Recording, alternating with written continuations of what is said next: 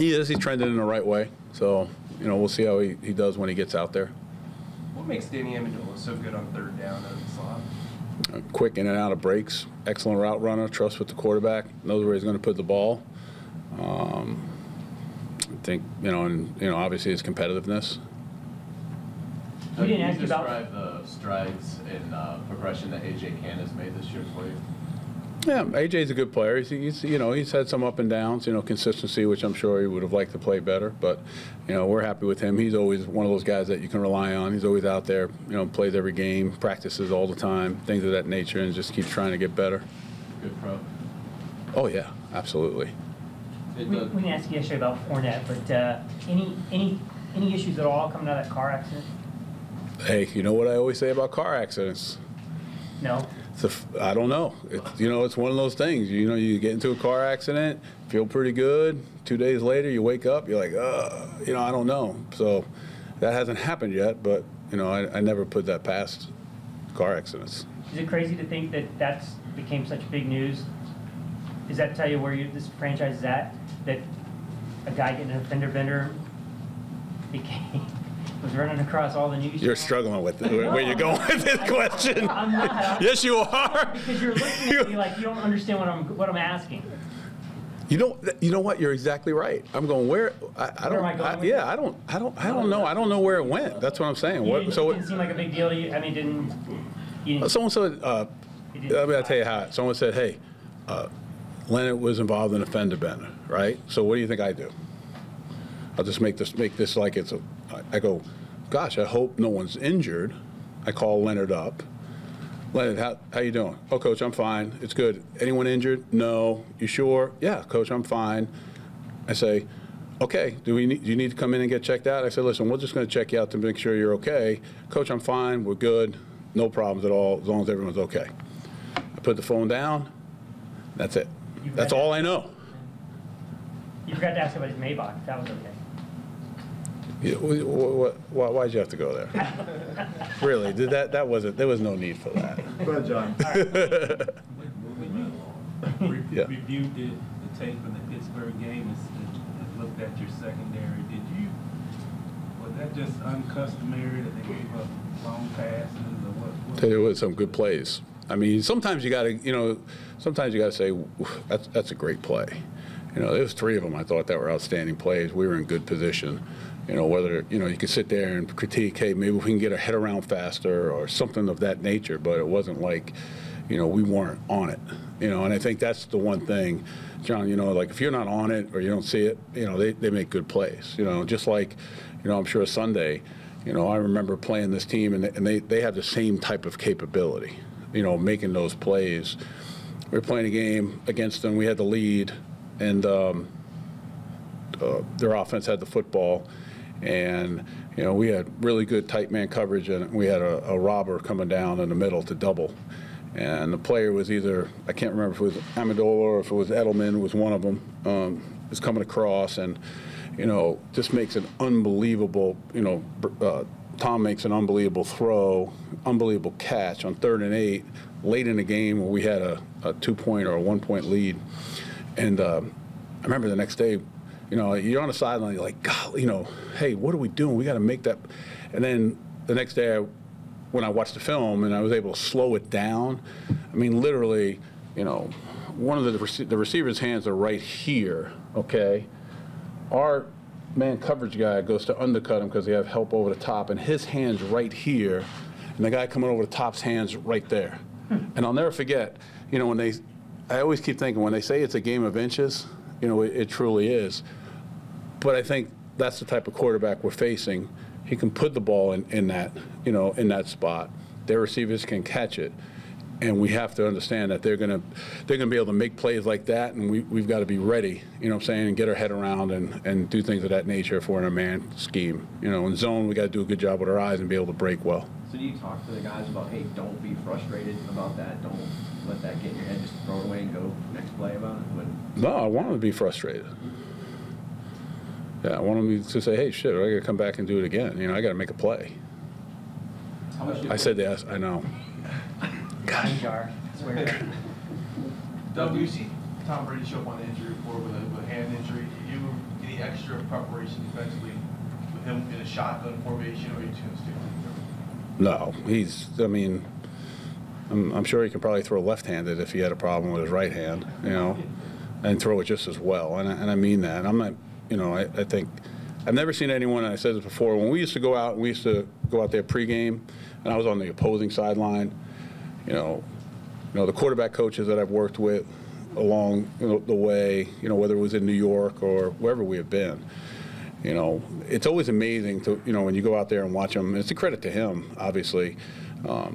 He can literally go out there. You see a lot of quarterbacks that go out and have to, they kind of warm up a little bit. They'll do a lot of things. He can go out there and literally he'll just go pick up a ball and throw it, and you would think that he's ready to go, which is.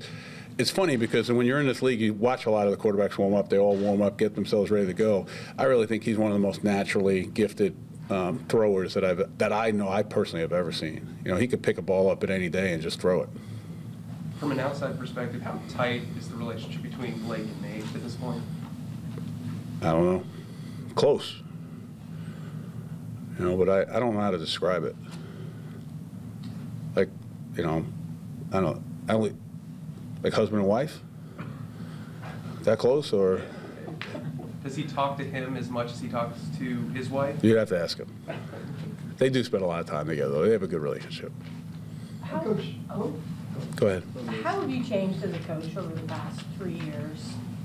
How have you changed? Well, I don't know. Right now, I'm just so focused on, winning this game. I haven't really had time to reflect. I'm better with the media. I'll give you that. Are you more comfortable than you were, do you think? With the media? No, just in general. I don't know. I think like coaches and players can ask better that. I know I'm more comfortable with the media. I mean, that's all I know. Everything else I just think you learn from experiences, things that happen at a different, every individuals you got to handle differently. As far as the philosophy of what we try to accomplish from a standpoint of, work and practice and, how we do things, that has remained the same for me. Because people say, oh, Doug Marrone's like, he's smart, he's No, great. come on, no. You know what? You need to make sure that my wife and kids know that, and my father-in-law, because I've never been labeled that. But you know how it was like a few years ago, you're told. And that's what people do, though. I mean, isn't it what people do if they're on the outside and they don't know you? Or someone says something, they're going to say things, and then people are going to have a perception or an opinion on them. And then all of a sudden, when you start working with someone or you're with them a little bit more, then they're going to have a little bit more insight and form their own opinions. I'm just not a person that is going to seek myself to go out to try to correct, someone's opinion of me that, that's not going to help us win games. So I think that, I'm sure these guys, you can ask them questions. They're with me almost every day, how they felt or what they felt about me prior to, coming here. And then now once they've gotten to know me, how they feel. I think that answers that question well. And by the way, where is Ryan? He's on the radio. He's changed. Bigger stage, bigger, our responsibility. That's what I'm saying. I mean, What's your father-in-law's opinion? yeah, I'm a dumbass. Go ahead. What makes the Patriots defense so effective in the red zone, especially when they're maybe slightly more vulnerable outside the red zone? I don't know that. I think they're great in all situational football. So if you look at it as third down or the red zone and things of that nature, I think they've always have been at the top of the league in that. I think that, what you do in the middle, may not, you can, what's the use of being able to say, hey, we had X amount of yards on offense, we did really well from the 20 to 20, and you don't score. I think that they've done a good job of, and Matty P and those guys on defense have always done an excellent job of, making sure at the critical situations that they're going to come up on top and be well prepared, and that's our challenge. Hey, Doug, what's your opinion of Devin McCourty and just sort of what he does? I think both their safeties have played extremely well all year long. I think that they have really good range. I think they're very good tacklers. I think they have really good speed. I think they can play down and back. McCourty was a former corner. He's some corner ability, so both guys can cover. I have a lot of respect for those guys. Haven't gone against them for quite some time. With his size, you kind of think scat back, but does he run in the middle? Oh, absolutely. Don't let someone, the size or the height, basically, to fool you. I mean, he has excellent power, really good spin. You got to get population to him. You got to get a lot of people around him. He has speed. He can get it outside. He can go downhill on you. He's an outstanding back, and he's a pit guy. So I know a little bit from him coming out of college. From your time with Gilmore, what stood out to you about his game? What's what? Stephon Gilmore. Is he? What stands out about him? He can lock you down. I mean, he's a number one corner. They have two really good corners, number one corners with Butler and Stephon. My time with Stephon, he was a big part of what we did defensively. When we were in Buffalo, excellent man coverage, can get your hands on you, can stop you at the line, can run with you, really good speed. Can tackle, which a lot of people, they look at corners and they say, oh, listen, let's get the ball to the corner. Well, that's the one thing about this defense. All the players on that field are very good tacklers. So, he's a guy that used to go out to practice, was attention to detail, really studied well, and really wanted to be the best. So, he's a lot like, the guys that we have here, striving to be good football players. Is it striking how many former Bills they have? Excuse me? No, it doesn't. No, not because of those players. I love Hogan. I love Gilmore. Those guys did everything possible they can do for the team, for themselves, to win. They spent time studying. They did all those things. So it doesn't surprise me, that they would, be, in New England. They're great players. Perception has been for a number of years that the league was going offensive. Does it say anything this year that the top 4 of the top 5 scoring defenses are still remaining? 1, 2, 4, and 5? I have no idea. I don't. I'm sorry. Do you feel like the league was? I'm trying to get through the week. I can't. I apologize. I do. I really do. It's so broad for me. I'm just so focused on this that, like, when someone says 4 quarterbacks or the league or before past experiences, my mind right now, the best job I can do is make sure that our team is ready to go. So for me, and I apologize if I can't answer the questions as well as maybe I should, but I'm really just trying to focus on, getting our team ready and go because, I've got to get through this. This is, from the Bulls' first grade, and this has the answers that maybe I'm looking for, maybe how we can stop, the Patriots. But that's where I want to spend my time. Not in this, absolutely, but what I'm saying? Spend my time in what we have to do to win. Someone just handed it to me when I was coming in here. What is it? Hold it up, please. Jeff Lyman. Want to beat the Patriots? Here's how. Advice from your number one fans, the Bulls' first grade. That's the one thing I will say about this week. It's kind of thrown me off. Will you find time to go through this? I find it hard to believe how so many people have an opinion on how to beat the New England Patriots, and no one's really have done that. All right, 2 more guys. 2 more. Excuse me? TC? Coach Hop? Huh? Well, Coach, we work together all the time on how to win. I'm talking about like, now all of a sudden how many things are coming from the outside. Coach, what do you think, what is it about Blake's demeanor that seemingly has him so popular in the locker room in terms of the loyalty toward him? I just think that you're talking about the loyalty of the players towards him? Yeah. And I just think he's the same person, meaning that, the way he comes into work, the way he goes about his business. And I think that the players, a lot of times, when the quarterback gets a lot of heat, it takes a lot off the other players. Because everyone from a media standpoint is focused on the quarterback and they're going after the quarterback. Sometimes people sit in the locker room and go, better him than me, and that's just part of it. But I think our players felt that, felt what he was going through and watched how he handled it. And I think it's a credit to Blake, and I think it's a credit to, the rest of the team because they really came up big in supporting him. And that's not something that I went up in front of the team and said, hey, we need to support him or things of that nature. That happened naturally. So I think that, because Blake never complained, he never pointed a finger, he never blamed anyone. He didn't say I had X amount of coordinators, X amount of, 2 head coach, whatever. He didn't go through that laundry list of things that you can go through to explain maybe you're not performing as well as you should. And that's hard to do when you stand up here and you're answering questions of, you know, why you didn't perform well, or this person said that about you. And I think, you know, his toughness mentally and physically, I've said it from the beginning, is one of the things that I love about him. One of the many things. All right, last one. Go Go ahead, ahead. Liz. Oh, I've heard you compare your relationship with Tom Coughlin to that of your father-in-law. Yes. How is that? Why is that? What is the comparison there?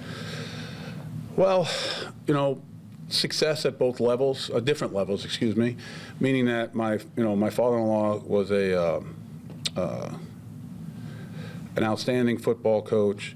You know, came up, you know, through the ranks. You know, Hall of Fame coach, statue in front of the stadium coach. Is a coach all the time.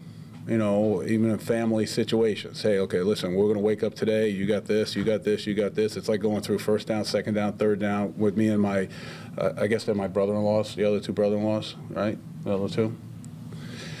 And, you know, just if you're going to ask them a question, they're going to tell you, you know, not maybe what you want to hear. They're going to tell you the truth. And that's what I love about it, because when you get to position as a head coach, it's like we'll walk out here, hey Tad, how did I do today? Oh, coach, you were great. You know what I'm saying? you know, hey, how'd the radio show? Oh, coach, that was a great radio show. You know, hey, what do you think? You know, people say that, you know, because, you know, maybe they don't want to hurt your feelings or things like that. Well, not my father-in-law. He's going to tell me, hey, you better get this right. You're going to get your butt kicked if you don't do this. Hey, you've got to work on this. Hey, you better make sure you do this or do that. And those things have helped me become a better football coach, no doubt. And then my father-in-law would come up to college quite a bit. He'd come up to Buffalo. And then, you know, obviously, you know, here now he spends more time with the grandchildren, and then I have Coach. So Coach is the same way. Coach, what do you, no, I think, Coach, what do you know, and it's the same type of relationship for me.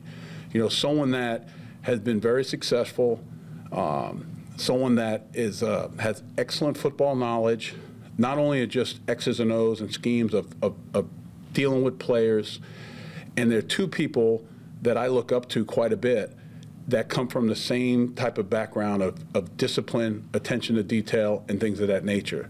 So for me, it's been outstanding, because my father-in-law was only up every once in a while, you know, whereas now I have Coach here all the time.